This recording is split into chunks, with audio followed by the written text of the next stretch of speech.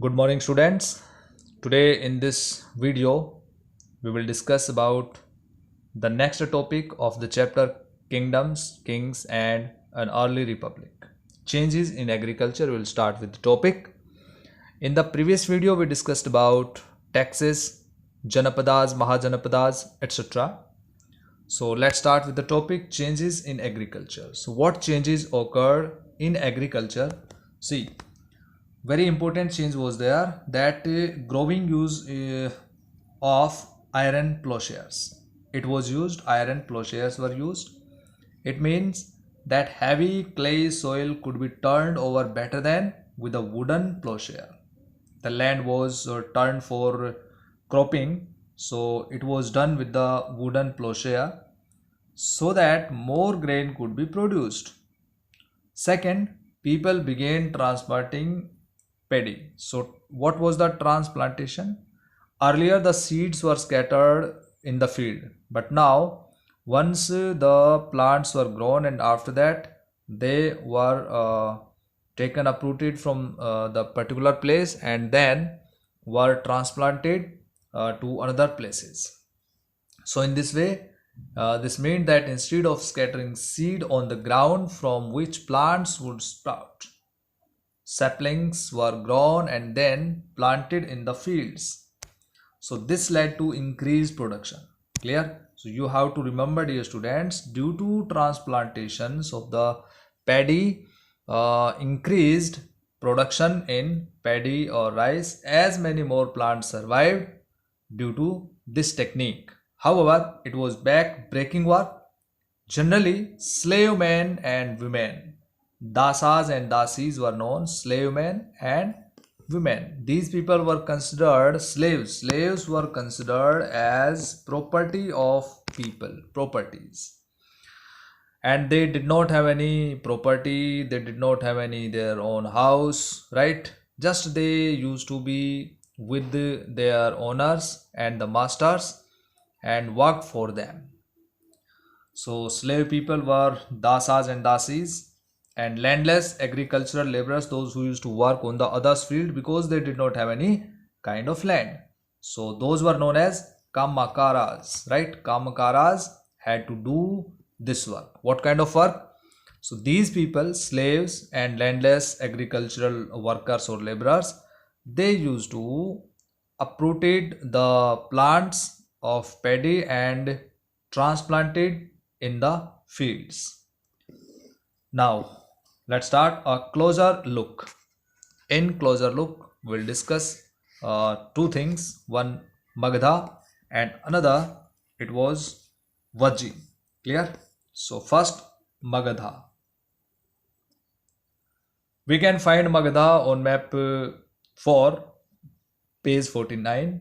We discussed in the previous video and we found the location of Magadha in that map. So you can watch that video again to understand better the location of Magadha again to revise, and you have to fill in the blank map with the help of that filled map. Magadha became the most important Mahajanapada in about 200 years. Many rivers such as Ganga, Son flowed through Magadha, so it was very fertile area, and water irrigation means was very easy. Water availability led a good irrigation system. So this was important for transport, water supplies, making the land fertile. So parts of Magadha were forested. Elephants which lived in the forest could be captured and trained for the army. So elephants played very important role in armies. These elephants were used for sitting the soldiers fighting in the battles and easily.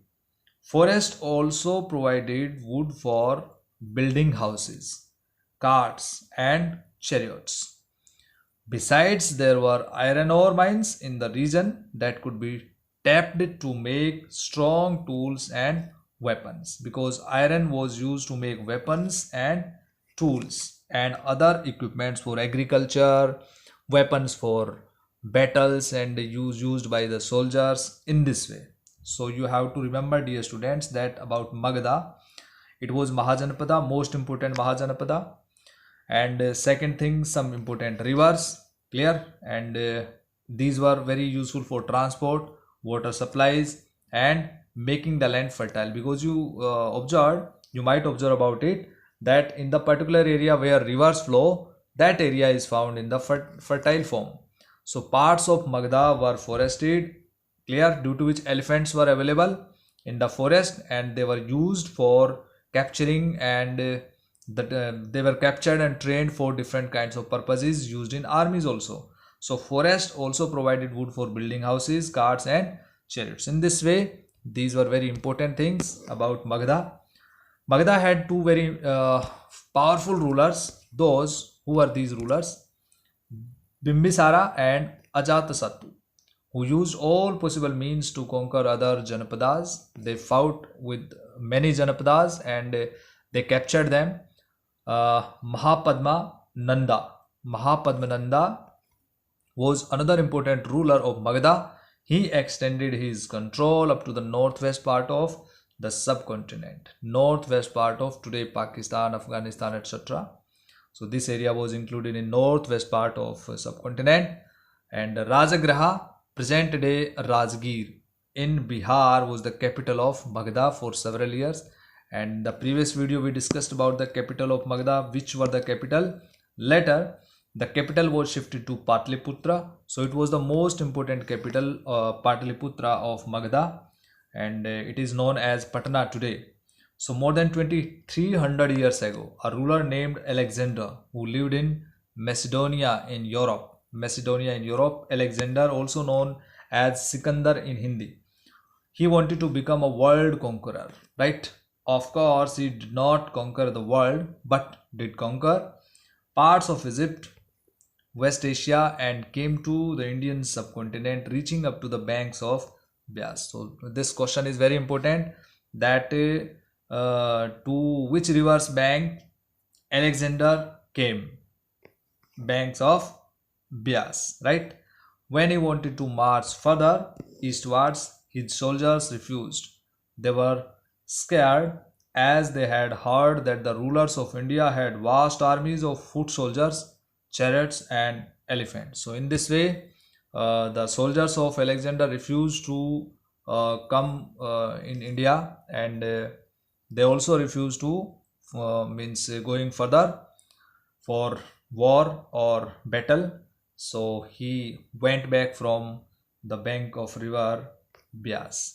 So dear students, in this video we have discussed two important topics. In the next video we'll discuss about Vajji and elsewhere. Till the time, you have to revise the chapter, read this from PDF, and try to make notes. Thank you. Have a nice day.